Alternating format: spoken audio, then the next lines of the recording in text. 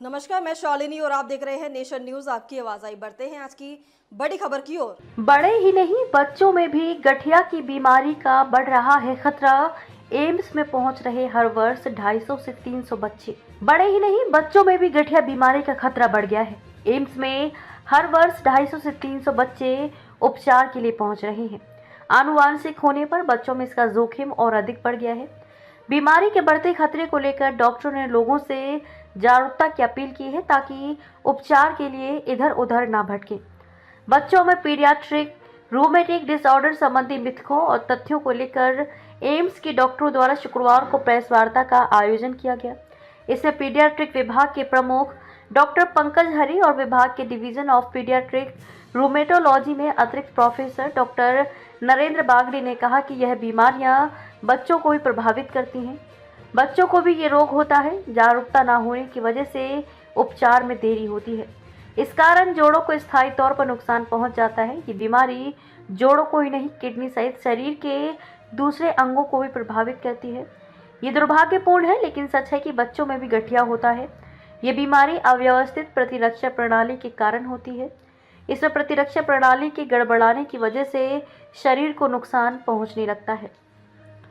डॉक्टरों ने बताया कि इसमें बच्चे को लंबा बुखार रहता है, जोड़ों और मांसपेशियों में दर्द व सूजन की शिकायत होने लगती है, थकावट जल्दी महसूस होती है, शरीर पर चकत्ते हो जाते हैं, अंगुली नीली पड़ जाती है। आनुवंशिक तौर पर थोड़ा जोखिम ज़्यादा होता है। बीमारी के लिए पर्यावरण भी जिम्मेदार है।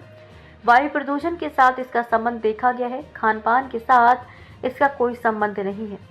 डॉक्टरों ने कहा कि कुछ सामान्य बीमारियों में juvenile idiopathic arthritis, systemic lupus, erythematosus, juvenile dermatomycosis, Kawasaki रोग भी शामिल हैं। इन बीमारियों के विलंबित निदान से जोड़ों और अन्य आंतरिक अंगों जैसे कि किडनी को प्रभावित करने वाले स्थायी अंग को क्षति हो सकती है। डॉक्टरों ने कहा कि जब बच्चों को जोड़ों और हड्डी में दर्द होता है तो अभिभावक उसे फिजिशियन या हड्डी रोग विशेषज्ञ के पास ले जाते हैं। आम लोगों में ये धारणा होती है कि ये हड्डी का रोग है, मगर उस स्थिति में बच्चे को पीडियाट्रिक के पास ले जाने की आवश्यकता होती है।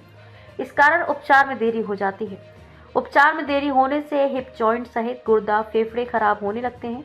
अगर समय रहते उपचार मिल जाए तो जोड़ों सहित शरीर के दूसरे अंगों को प्रभावित होने से रोका जा सकता है। एम्स में हर वर्ष करीब 250 से 300 बच्चे उपचार के लिए पहुंच रहे हैं।